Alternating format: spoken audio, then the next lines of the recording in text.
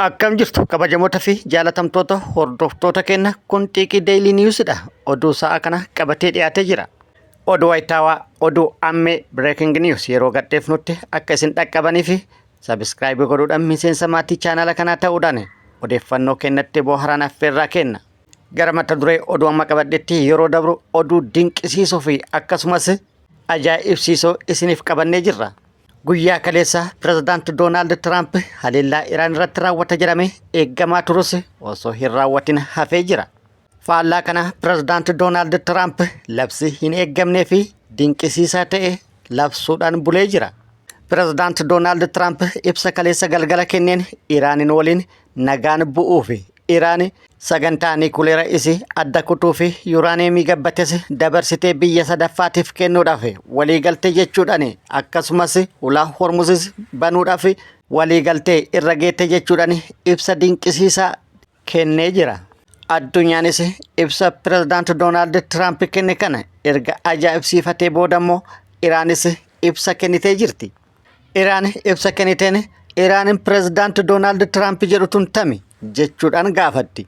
Iraan Pireezidaantiin Doonaald Tiraamp sagantaa niikuleera isii akka adda kuttu waliigalte yuuraaniyeemii dabarsuu fi ayyamamoo taate akkasumas ulaa hormuzis banuudhaaf waliigaltee irra geette inni jedhutun Iraanii biraatimoo Iraanii nu beeynu tana jechuudhaan gaafii gaafatanii jiru. Guutuu odeeffannoo kana isin biraan geenna. Gama biraatiin mariin araaraa Ameerikaa fi Iraan gidduutti biyyoota Arabaa hedduu hirmaachise gaggeeffamaa jiraachuun illee himamee jira. Dabalata odeeffannoo kanallee qabadhee jira isin biraan gaha. Oduun itti aanu Waayit Haawusitti dhukaasa banameen jeequmsi yeroo muraasaaf uumamuun dhagahamee jira. Naannawa Waayit Haawusitti namni tokko shugguxii baafatuudhaan dhukaasa baneen jeequmsi uumamee kan ture yoo ta'u, dhukaasa namni kun bane hordofuudhaan humnoonni nageenyallee dhukaasa banuudhaan naannichaa fi akka magaalaa Waashingtanittis jeeqamsi guddaan yeroodhaaf uumamee turuun himamee jira. Dabalata odeeffannoo kanallee qabadhee jira isin biraan gaha. Guutuun oduu akka itti aanu kanatti wal duraa duuban isiniif dhiyaatu. Pireezidaantiin Ameerikaa Doonaald Tiraamp ibsa kaleessa galgala baaseen addunyaa ajaa'ibsiisee jira.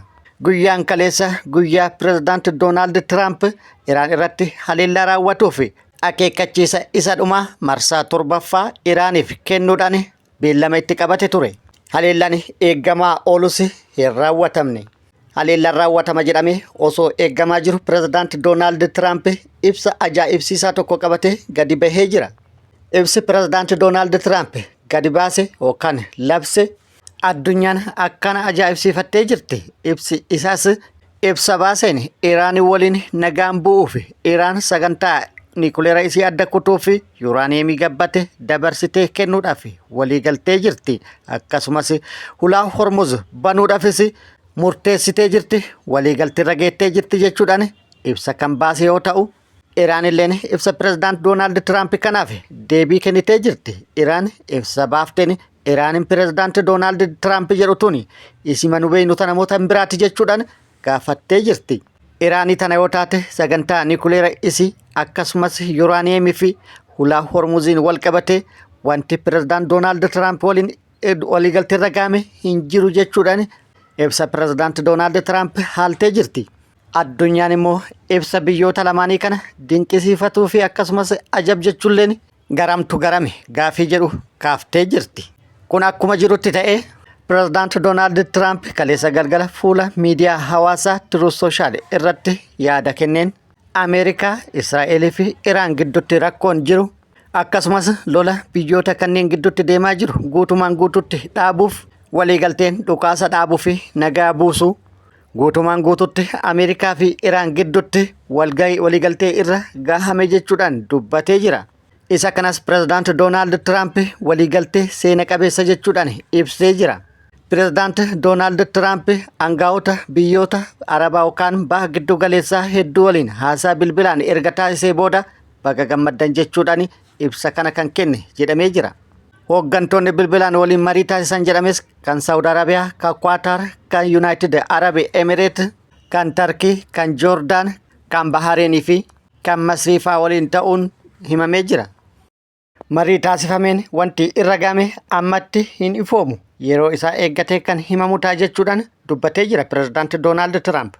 yeroo dhiyootti guutuu isaa kan dhageettan yoo ta'ullee Iraan waliin marii seena qabeessa taasifnee jirra. Iraan hulaa Hormuz banuudhaaf waliigaltee jirti. Akkasumas sagantaa niikuleeresii adda kutuu fi yuuraaniyeemii badhaadhise dabarsitee kennuuf Iraan waliin waliigaltee irra geenne jedhee jira. Waliigaltee kana irra kan geenne immoo Iraan irratti haleellaa raawwatuuf sa'aatii muraasni yeroo hafutti biyyoonni Arabaa gidduu seenuudhaan haleellaan akka hin raawwatamne erga nagaafatanii booda haleellaa raawwatuu dhiisuudhaan gara mariitti dhufne jedhee jira.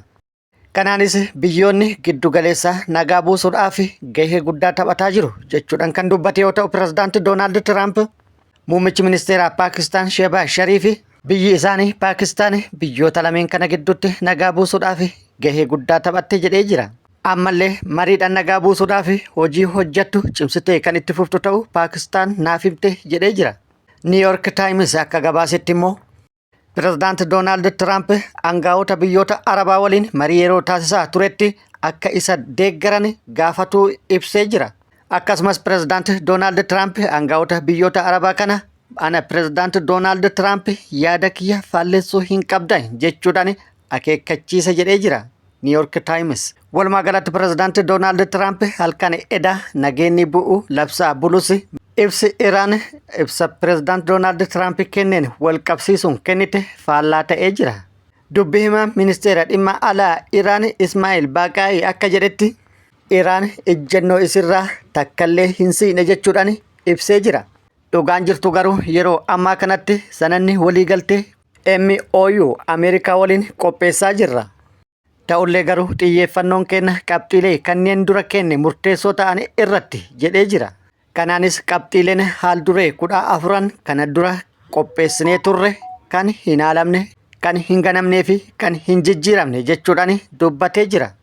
Qabxiilee kanarratti hundaa'uudhaan lola Iraan irratti baname dhaabsisuudha kaayyoon keenya jedhee jira. Wanti jiru kana yoo ta'u akka pirezidaantii Doonaald Tiraamp jedhu wanti haaraan jiru tokkolleen hin jiru jechuudhaan dubbatee jira. Dhugaan jirtu garuu sanada waliigaltee haa qopheessinu waan nuun jedhaniif qopheessaa jirra jechuudhaan ibsee jira. Ameerikaa waliin mari'annee waliigalteerra ni gama yaadni jedhu garuu waan hin yaadamne garaagarummaa guddatu jira jechuudhaan sodaa qabus yookaan shakkii qabus ibsee jira. Waliigalteerra ga'uun ni danda'ama jedhee kan amanu Ameerikaan yaada kenna yoo fudhatte jechuudhaan kan dubbate yoo ta'u gama Ameerikaatti garuu ejjennoo jijjiiruun yeroo yerootti kan amala ta'e waan ta'eef amantii irratti hin qabnu jedhee jira. Gabaabumatti Ameerikaa fi Iraan gidduutti waliigalteerra kan ga'amu Ameerikaan yookaan pirezidaantii Doonaald Tiraamp Iraaniin yoo kabaje akkasumas qabxiilee nu dhiyeessine yoo fudhate jechuudhaan ibsee jira. Labsiin nagaa pirezidaantii Doonaald Tiraamp labse garuu haala amma jiruun kan waliin madaalle jedhee jira. Walumaa galatti waliigalteen amma mallattaa'u abbaan qabxii 14 MOU lola dhaabuuf wantoota barbaachisanii fi akkasumas wantoota murteessoo Iraaniif ta'an qofa kan hammatu yoo ta'u wantoonni biroo yookaan immoo dhimmoonni biroo bal'inaan kan laalaman guyyoota 30 yookaan immoo hanga guyyoota 60 dhufanii keessatti akka ta'u kan walii galamu jechuudhaan dubbatee jira. Kun yoo hin taane gara lolatti deebi'uun keenya waan hin oolle jechuudhaan dubbatee jira. Gama biraatiin immoo New York Times aangaa'ota Iraan sadii waabeffachuudhaan akka gabaasetti Iraan hulaa Hormuz banuuf akkasumas Ameerikaalleen gama isiitii mallaqa Iraan doolaara biiliyoona 25 gadhiisuuf walii galan jechuudhaan gabaasee jira. Lola dhaabuun wal qabate immoo lola kallattii maraan jiru kan Libaanoosis dabalatee Israa'elis haleellaa Libaanos irratti raawwataa jirtu akka dhaabdu kan hammatu ta'u aangaa'onni Iraan kun ibsan jechuudhaan gabaasee jira. Dhimma niikuleera Iraaniin wal qabate Iraan sagantaa niikuleera isii adda kutuuf akkasumas yuuraaniyeemii gabbate dabarsitee kennuudhaaf pirezidaantii Doonaald Tiraamp waliigalte jechuudhaan kan dubbatame. Dubbi himaan ministeera dhimma alaa Iraan Ismaa'il Baaqaa'ii akka jedhetti Iraan dhimma sagantaa niikuleera isii mariif hin dhiyeessitu, mariifis hin dhiyeessine. Ibsi inni kenne kun kan Iraan quba hin qabne jechuudhaan ibsa pirezidaantii Doonaald Tiraamp haalee jira. Dhimma hulaa Hormuziinis wal qabsiisuudhaan Ismaa'il Baaqaa'ii akka jedhetti hulaan Hormuz Ameerikaan wanti walitti fidu hin jiru qabeenya Iraan kaartaan qabeenya Iraan ta'uu mirkaneessee jira.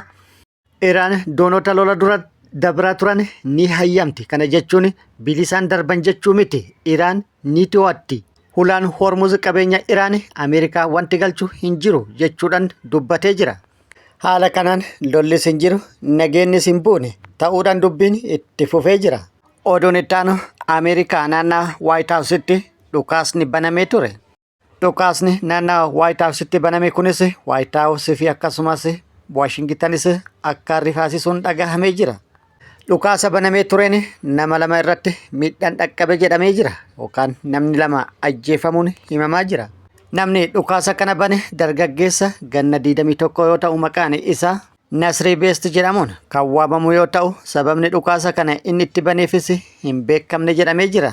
Nasrii Beest namni jedhamu kun nama dhukkubsataa sammuu akka ta'es kan himame yoo ta'u kana duras rakkoo garaagaraa uumuudhaan yeroo hedduu qabamuun isaa himamee jira. Namni kun gara White House deemuudhaan dhukaasa kan bane yoo ta'u dhukaasa kana kan bane maaliif akka ta'es hin beekamne. Battala inni dhukaasa banetti humnoota nageenyaatiin haleellaan irratti raawwatame erga haleellaan irratti raawwatame booda gara hospitaalaa geessamus lubbuun hafuu hin dandeenye du'e jedhamee jira. Namni biraa immoo kan haleelame nama kararra deemaa ture yoo ta'u namni haleelame kunis miidhaa guddaan kan irra dhaqqabee fi hospitaala kan geeffame yoo ta'u walumaa galatti dhukaasa naannaa White House'tti tureen rifaatuu fi akkasumas jeequmsa guddaa White House fi naannawa kanatti uume jedhamee jira. Dhukaasa kanaan wal qabatee tilmaamni kaa'ame ammas pirezidaanti Doonaald Tiraamp irratti yaalii ajjeechatiin wal qabatuu danda'a jechuudhaan qaamonni garaagaraa yaadatti kennanii jiru. Oduun itti aanu Afrikaa kibbatti lammiileen Itoophiyaa 2 lammiilee Itoophiyaa 5 butanii gadi lakkisuuf mallaqa guddaa itti gaafatan to'annaa jala ooluun gabaafamee jira. Poolisiin Afrikaa kibbaa shiraan butamuu namoota biyyattii keessatti raawwatame milkaa'inaan fashaleessuu ibsee jira. Poolisiin akka jedhetti qorannoon dhimmichaa caamsaa 7 kan jalqabe yoo ta'u namni magaalaa Limpoopoo keessa jiraatu tokko namoota hin beekamne butuun mallaqa itti gaafatee jira. Hordoffii taasiseenis poolisiin bakkoota namoonni kun itti butaman argatuu beeksisee jira. Odeeffannoo argateenis gara ganda Vaaleediisiyaa Maambeedii jedhamutti geessee jira. Dilbata darbe sakatta'iinsa ganda kana irratti gaggeeffameen namoonni 5 booji'aman dukkaa yookaan suuqii Ispaazaa jedhamu keessatti argamuu isaanii himee jira. Sakattaa taasifameenis lammiileen Itoophiyaa umrii isaanii waggaa 18 hanga waggaa 24 gidduu ta'an mana tokko keessatti itti cufamanii akka turan himamee jira. Namoonni namoota kana butuun shakkaman 2 immoo bakka sanitti kana argaman to'annaa jala ooluunis himamee jira. Namoota nagaa butuun kun biyya keessa fi biyya alattis cimeetti fufee jira. Afrikaa kibbattis, Saawud Arabiyaattis akkasumas biyya keessa immoo kan lakkaa'amee yookaan dubbatamee dhumuuyyuu miti. Dhukkubni biyya keessaa kun faca'uudhaan biyya alattis dhaqqabee lammiileen biyyatti biyya alattis wal ugguruun yookaan immoo wal ukkaamsuun dararaa hamaa walirratti raawwataa jiru. Saawud Arabiyaattis dhibbana mucattii takka butuudhaan mallaqa irratti nyaachuudhaaf dararaan isii irratti raawwatame hammana kan hin jedhamnedha. Kanas kan raawwataa jiru lammii Itoophiyaattu lammii Itoophiyaa irratti raawwataa jira. Naamusni badee jira. Maaliif garuu? Oduun itti aanu oduu dinqisiisaadha. Oduu ispoortiidhaan wal qabateedha. Uffanni Arsenaal kan ispoortii yookaan mallayaan isaa jechuudha. Magaalaa Finfinneetti hanqinni mudatuun dhagahamee jira. Hanqinni mudatuun dhabamuu qofa osoo hin taane kan argames gatii qaaliin gurguramaa jiraachuun himamee jira. Mallayaan tokko qarshii Itoophiyaa birrii 15,000 ta'uun gurguramaa jiraachuun dhagahamee jira. Dhugaan kana duuba jiru maali kan jedhuuf immoo daldaltoonni hamilee fi miira deeggartoota fayyadamuudhaan bu'aa hin malle argachuuf jecha rakkoo kana kan uuman ta'uun himamaa jira. Mallayaan gatii qaaliin gurguramaa jiru kunis kan Chaayinaa fi Taayilaand irraa dhufe yoo ta'u orijinaala miti jedhamee jira. Orijinaala doolaara 120 gurguramu osoo hin taane koppiidha ta'uunis himamee jira. Biyya qaala'insi jireenyaa waddaa jirutti maallaa ispoortii tokkootiif birrii 15,000 baasuun miiraa fi yaada garaagaraa uumee jira. Kabajamoota fi jaalatamtoota keenya oduun ammaaf qabanne kan hanga ammaa kana kun xiiqii deeyilii niwusidha. Nagaatti nu tura.